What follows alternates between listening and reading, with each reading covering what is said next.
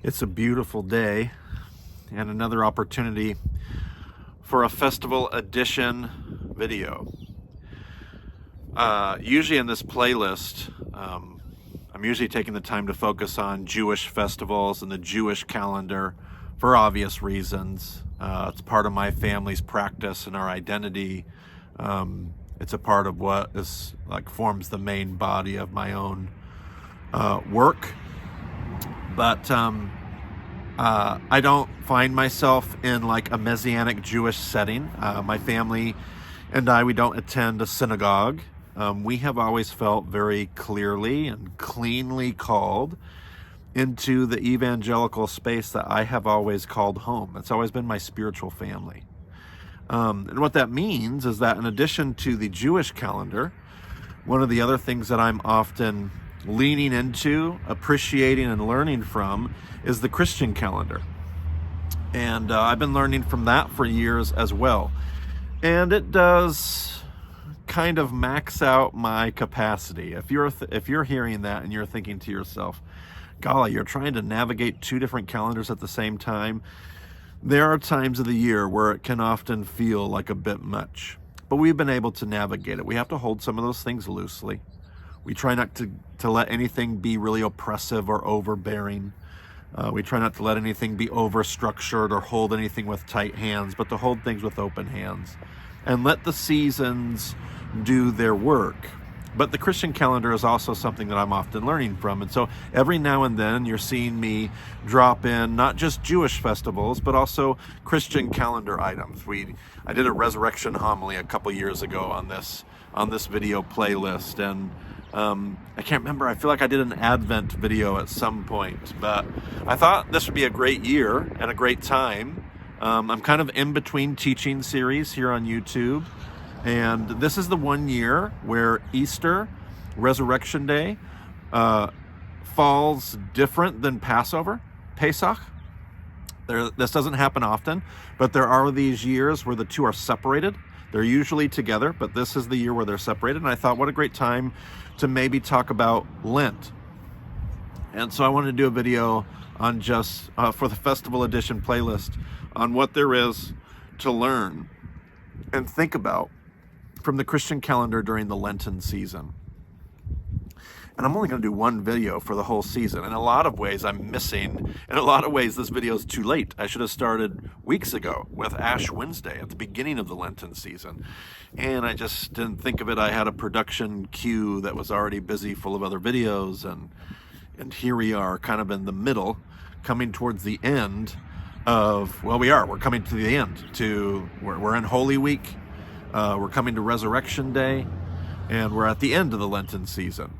So this video is more looking back than getting us ready and prepared, but maybe it will be helpful for next year. I know that for me, I did not grow up in a Christian perspective that talked a lot about the calendar. We didn't talk a lot about things like Advent or Lent, especially when I got trained in a non-denominational, what people might call low church. There's not a lot of liturgy. There wasn't necessarily a lot of built-in respect for the Christian calendar.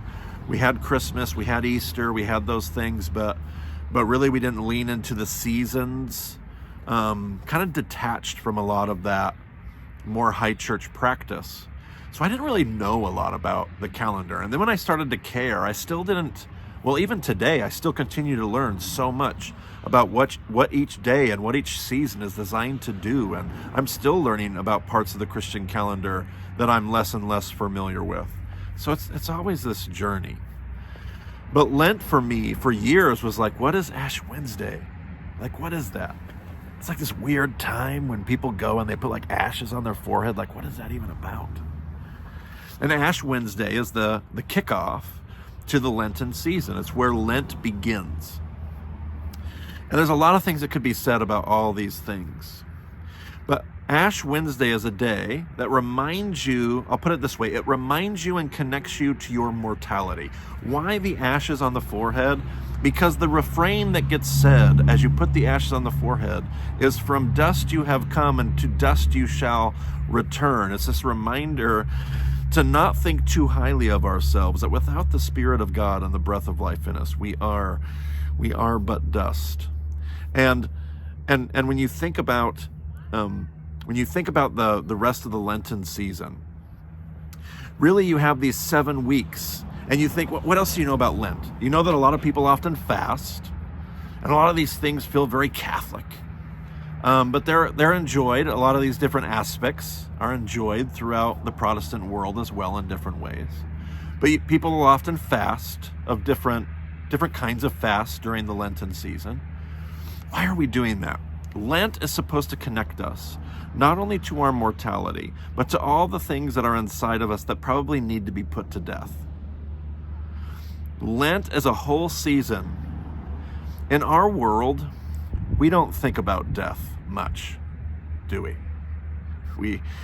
We avoid it, we ignore it, we spend all kinds of money to keep it from happening.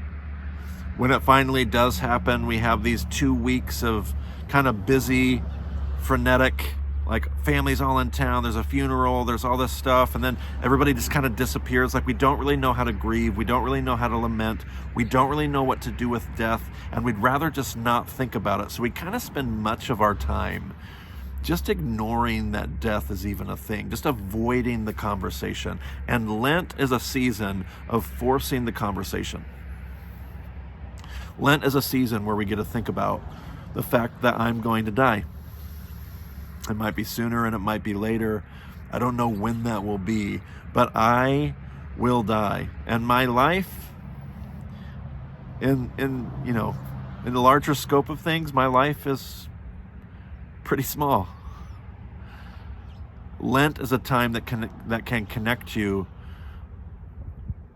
at some points in the season with what feels like insignificance. Like when you start to consider your mortality, it connects you with insignificance. But it's also in that moment that you find true significance. You find true significance. You see, when you're trying to ignore mortality, you're clinging to a false sense of significance. You're acting like you're deceiving yourself. The world story is telling you that your life is more than it is. Like you just kind of are ignoring the fact that you're going to die. Like everything is about me. This is my experience today is of the utmost importance. And reflecting on our own mortality rearranges all those things into more proper places, where we realize actually my life is somewhat insignificant, and that's actually what makes these moments so significant, because my life will be over someday. So how am I spending it? My life will come to an end. So what am I doing right now in the days before it does? That's what makes this. When I have a proper view of mortality, I can start to have a proper appreciation for the fact that I'm not dead yet. And all of that puts the resurrection, it reframes the resurrection into a better light. Because when you and I are running around and we're ignoring our mortality, you know what resurrection becomes? It's just a conversation about what happens when I die. Like how many times during the Lenten season, during an Easter service, and everybody's talking about resurrection, and it feels kind of like this shallow conversation of, what does the resurrection mean? Well, the resurrection means essentially that when I die, I go to heaven. Like there's an afterlife, apparently. But the Lenten calendar encourages us to connect to something, a far more deeper and a far more cosmic truth. So I'm sitting out here in the middle of spring, and there are no leaves on the tree. Like look at the trees behind me. Like we're still in the Lenten season. Resurrection hasn't appeared yet. It's not here yet. Everything is dead. Lent finds us in the middle of a season where everything around us is struggling with its own mortality. And yet at the end of the Lenten season, we celebrate resurrection, always usually timed with what? Spring. And the whole world around us, after being dead and dormant and cold and full of winter and full of darkness and despair, life shows up. And this is supposed to put our own mortality into perspective. It's supposed to remind us that the thing that God is doing in the world is what drives hope. I will die someday. Lent drives me to come to grips with my mortality. I was made from dust, and to dust I will return. And my life in a lot of ways is not even that significant. But do you know what God is doing with all of these dead, dying, mortal things? He's redeeming a world. And life shows up in dead places, and light shines into darkness, and spring always shows up, and hope springs eternal. That's what Lent does. It reminds us of what matters and what lasts forever. Not just that we go to heaven when we die, but this whole world runs on, like the fuel that it runs on, the fuel of kingdom. Like hope is the fuel of kingdom. Like kingdom runs on this reality, not just like a abstract false hope, like a real everyday right here and now reality that what God is doing is putting the world back together. That life always gets the last word. That even though I will die someday, the thing that we are all a part of is the stuff of resurrection. And that's what invites me to live, to walk out of the Lenten season and to lay down my life and to follow Jesus and to be shaped by his teachings and to let some of that stuff in me die so that something better can live. Things like hospitality, loving my enemies. Things like taking chance on forgiveness, taking chances on forgiving those people that have wronged me. Where does that stuff come from? It comes from a deeper seated truth than just my own mortality or a false sense of hope. It comes from the fact that what God has always been doing and what God will always be doing in this world is putting it back together. And Lent reminds me of what matters, the thing that God is doing, and what doesn't. My own life and the things that I think are so important. So I let some of that die so that something else can live. So those are just some of my thoughts for the Lenten season. I know I never appreciated that for years. I never thought about Ash Wednesday. I didn't have any appreciation for the 7 weeks that led up to, it was like we showed up, there was Palm Sunday, and it was like, oh, next week is Easter, and we'd all kind of get excited because we all get to go to heaven apparently when we die, and that was kind of what my understanding was, right or wrong. Maybe that was my own fault, I don't know, but that was my understanding. But then when I learned about the season of Lent, it's become a deeply transformative time in my life. A time to be able to say, there is stuff in me that needs to die, and I am going to die. But there are also things that God is doing in the world, and they will live, and they will live on forever. And in some senses, maybe even me too. Because that's part of the good news as well. But Lent helps me reframe all of it in maybe a more proper place. So those are some of my thoughts for your Lenten season.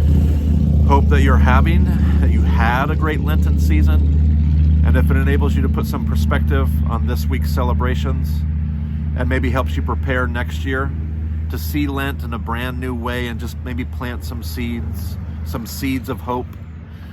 If it allows you to look at your own death and your own mortality in the face and actually not completely despair, but enables you to say, yes, I'm reminded that my life does not go on forever, and it is not the center of gravity. My life is a part of something else that God is doing. If we can master some of those things, if this reflection helps us do any of that, then that will be a good thing. May it be so. May God bless you this Lenten season. I look forward to the next holiday, the next festival that we'll get to talk about. There's one coming around the corner soon with Passover.